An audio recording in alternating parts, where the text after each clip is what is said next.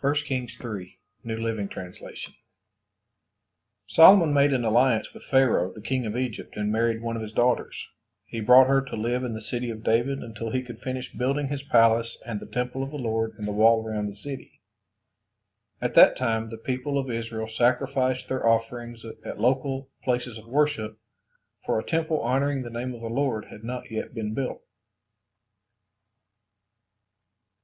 Solomon loved the Lord and followed all the decrees of his father David, except that Solomon, too, offered sacrifices and burned incense at the local places of worship.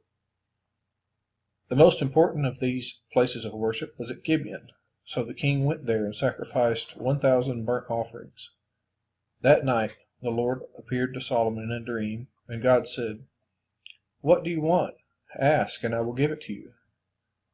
Solomon replied, "You showed great and faithful love to your servant, my father David, because he was honest and true and faithful to you. And you have continued to show this great and faithful love to him today by giving him a son to sit on his throne. Now, O Lord my God, you have made me king instead of my father David, but I am like a little child who doesn't know his way around. And here I am in the midst of your own chosen people, a nation so great and numerous they cannot be counted. Give me an understanding heart so that I can govern your people well and know the difference between right and wrong. For who by himself is able to govern this great people of yours?" The Lord was pleased that Solomon had asked for wisdom. So God replied, "Because you have asked for wisdom in governing my people with justice, and have not asked for a long life or wealth or the death of your enemies, I will give you what you asked for. I will give you a wise and understanding heart, such as no one else has had or ever will have. And I will also give you what you did not ask for, riches and fame. No other king in all the world will be compared to you for the rest of your life. And if you follow me and obey my decrees and my commands as your father David did, I will give you a long life." Then Solomon woke up and realized it had been a dream. He returned to Jerusalem and stood before the ark of the Lord's covenant, where he sacrificed burnt offerings and peace offerings. Then he invited all his officials to a great banquet.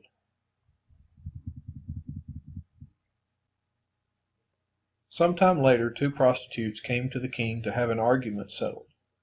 "Please, my lord," one of them began, "this woman and I live in the same house. I gave birth to a baby while she was with me in the house. 3 days later this woman also had a baby. We were alone. There were only 2 of us in the house. But her baby died during the night when she rolled over on it. Then she got up in the night and took my son from beside me while I was asleep. She laid her dead child in my arms and took mine to sleep beside her. And in the morning when I tried to nurse my son, he was dead. But when I looked more closely in the morning light, I saw that it wasn't my son at all." Then the other woman interrupted, "It certainly was your son, and the living child is mine." "No," the first woman said, "the living child is mine, and the dead one is yours." And so they argued back and forth before the king. Then the king said, "Let's get the facts straight. Both of you claim the living child is yours, and each says that the dead one belongs to the other. All right, bring me a sword."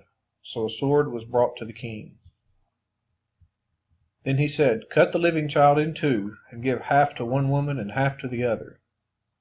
Then the woman who was the real mother of the living child, and who loved him very much, cried out, "Oh no, my lord, give her the child. Please do not kill him." But the other woman said, "All right, he will be neither yours nor mine. Divide him between us."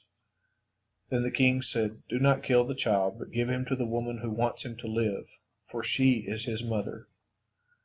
When all Israel heard the king's decision, the people were in awe of the king, for they saw the wisdom God had given him for rendering justice.